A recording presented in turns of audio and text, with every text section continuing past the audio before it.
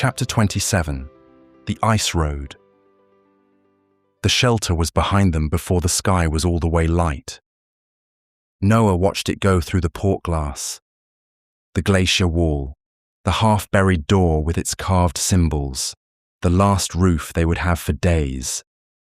He watched until the snowcat crawled over a rise and the whole thing dropped out of sight. Then, there was nothing back there but the tracks they made, and even those the wind was already filling in. Henrik drove. He had the machine pointed north and his hands loose on the controls, and he didn't look back at the shelter once, which was maybe why Noah couldn't stop looking. From here on out, there were no more supply stops, no more doors that opened easy, just ice. The dangerous kind, the kind that wasn't forgiving to people who got careless with it. Inside, the snowcat was warm and close and smelled like diesel and old coffee. It wasn't much. A cramped cab, a narrow bench down each side you could stretch out on if you folded up small, the heater ticking in the wall, a fuel gauge Henrik checked more than anything else. 4 people sealed in a metal box, moving across a land that did not want them there. The engine droned on. Outside, the white lost every feature until the ground and the sky ran together into the same nothing. By the middle of the first day, they'd all settled into jobs. Rachel had wedged herself into the back corner with her laptop and a cord run to the snowcat's radio, and she'd barely moved in hours.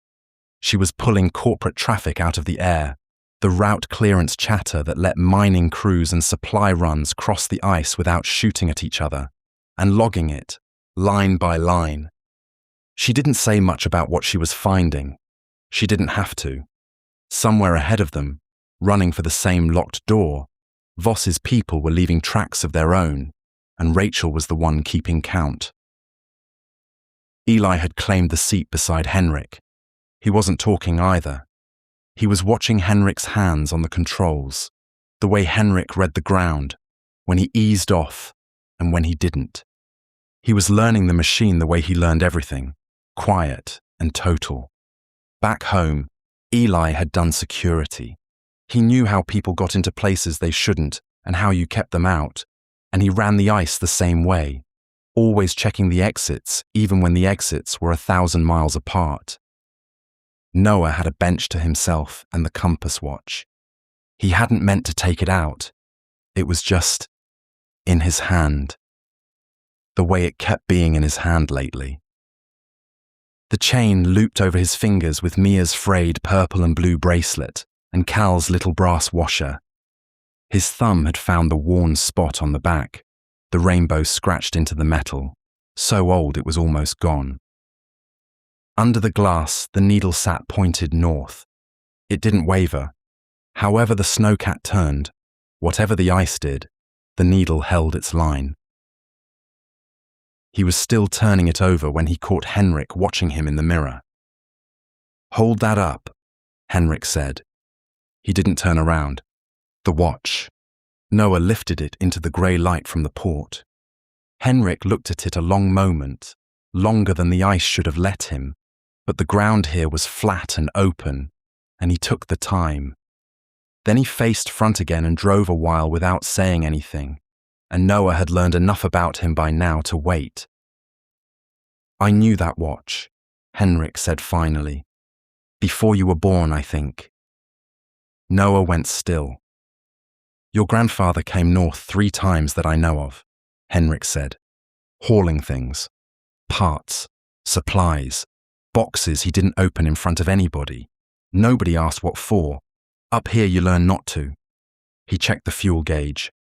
"The last time, the ice was bad and he didn't know the routes. Somebody had to take him the rest of the way." He said it plainly, no weight on it. "That was me. I got your grandfather to the vault." It took Noah a second to make the words fit. His grandfather, up here, on this same ice, years before Noah ever knew there was a machine or a mission or a mother who would go missing. Henrik driving him. The watch in Samuel's pocket then, the needle holding north for him the way it held now. That's why you came out in the storm, Noah said. For us. Henrik shrugged. Word came down the network. 3 kids that shouldn't be out there. I owed the man a favor he was never going to collect, so I collected it for him. He looked at Noah once in the mirror. Your grandfather was a good man. He tried to fix his mistakes. Not many people do that. Noah didn't know what to say, so he didn't say anything. He held the watch in his lap and let it be true. What was he like? He asked, after a while. Up here, I mean. Henrik thought about it.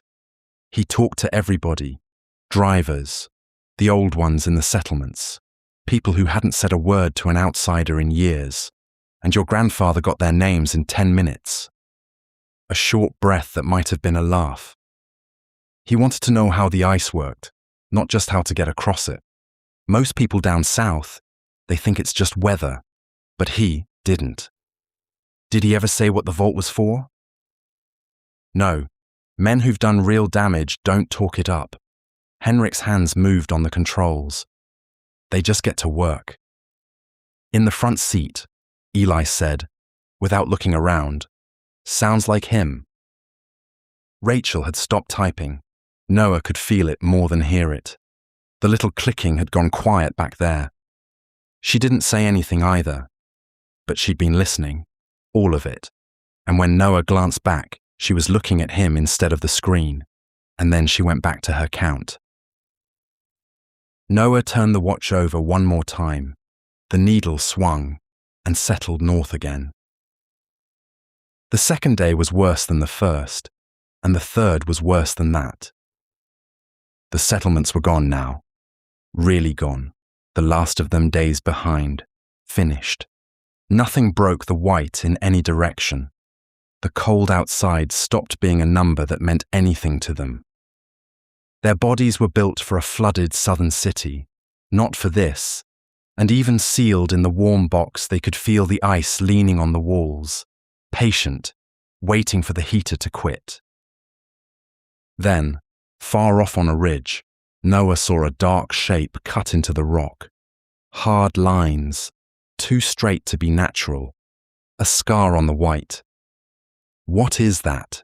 He asked. Henrik didn't slow down. Mining camp, corporate.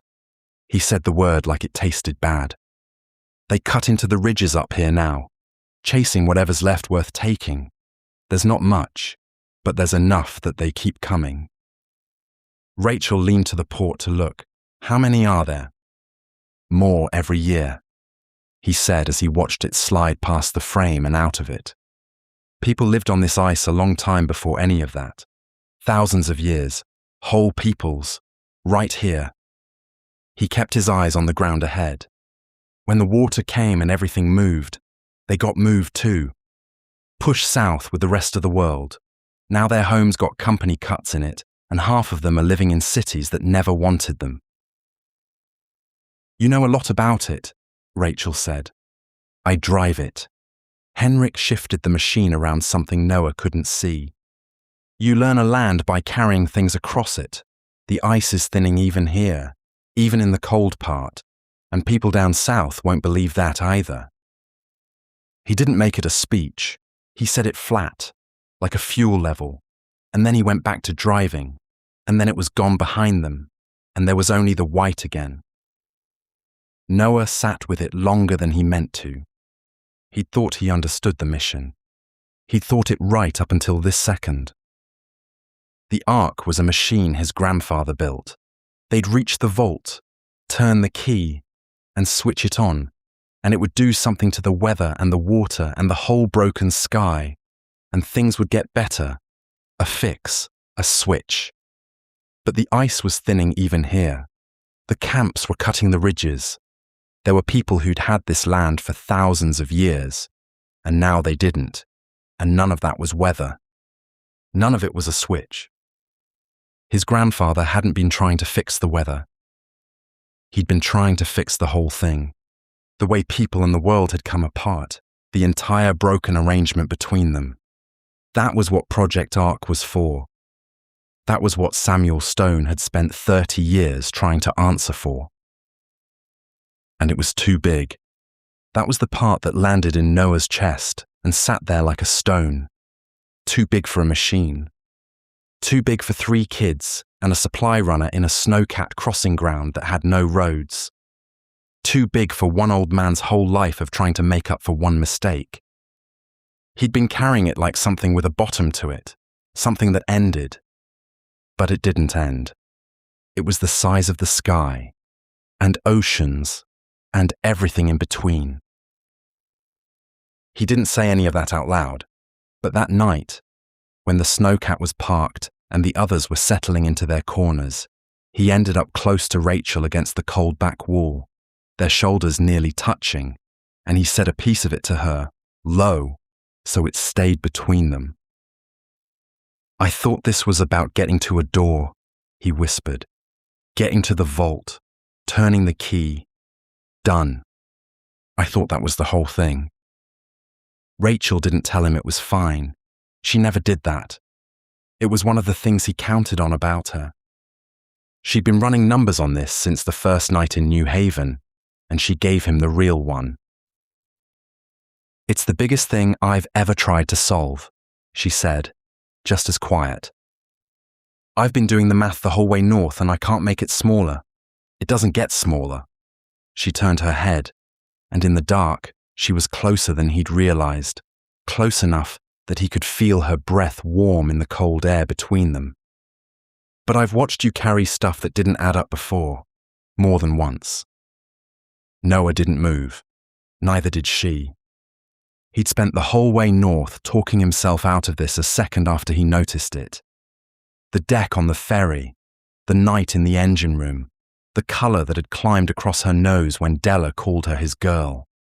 Every time, he'd filed it away and gone back to the map, and he was tired of it. His mum had been gone for months. His dad and Mia were 1,000 miles behind him in a flooded city. Every day was another stretch of cold and another door that might not open, and through all of it, Rachel had been the one steady thing, the ground he put his feet on when everything else moved, the person he leaned on without letting himself admit he was leaning. And he was so tired of pretending he wasn't. Maybe he wanted to let her in because out here, tonight, it was the one thing that felt right, so he didn't talk himself out of it this time. He let it be what it was. Her shoulder against his, her breath warm in the cold air between them, the two of them close, in the dark, with the whole impossible thing waiting outside. She didn't pull back into her corner. If anything, she'd leaned in, the way she had at the settlement when he thanked her, and neither of them moved. Across the cab, Eli shifted in his sleep, and Noah remembered the eyebrow her brother had raised over the gear back at the settlement, the way Eli had known before either of them would say it. Maybe he wasn't the only one who'd been keeping track. Rachel's eyes found his and held there, past the point either of them could call it nothing, and this time neither of them looked away first. Then Rachel's mouth curved, small and soft, the kind of smile she saved for almost nobody. She looked down like she'd caught herself somewhere she hadn't meant to go and let the quiet take her. "We should get some sleep," she said quietly. "Big mission out there, you know." When Noah simply nodded, too lost in thought to form words, she just curled down into her corner and closed her eyes, close enough that he could still feel her there. And he decided, without a doubt, that the weight of it all wasn't his alone. Noah took the watch on the last shift. The others were down, Eli face first on his arm, Rachel curled in her corner, Henrik a still shape at the controls before he'd wake Noah to swap. Noah sat with the chain running through his fingers, Mia's bracelet and Cal's washer riding it cold against his knuckles. Then the watch itself. He thumbed it open. He didn't need the light to know what it was doing. Same north it had held for his grandfather on this same ice, years ago. Same north no matter which way the snowcat turned, or how far the white ran out in front of them, or how big the thing at the end of it had turned out to be. He couldn't make the mission smaller. He tried, sitting there, and it wouldn't go. And he couldn't make himself bigger. He was 17, in a borrowed coat 1,000 miles from his sister. But he could keep the needle in front of him. He could fix on the one thing that didn't move and let it hold him pointed the right way, and keep going, and not look away from any of the rest of it. So that was what he did. He kept his eyes on the needle, and his breathing came back down to match it. Outside, the machine crawled on through the dark, engine holding.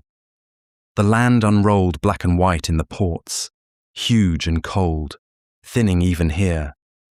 And somewhere out on it, closer now than they were, running hard for the same locked door, were the people who had taken his mother, who had raided his school and chased them across open water, the people who had crossed a whole continent to reach that door first.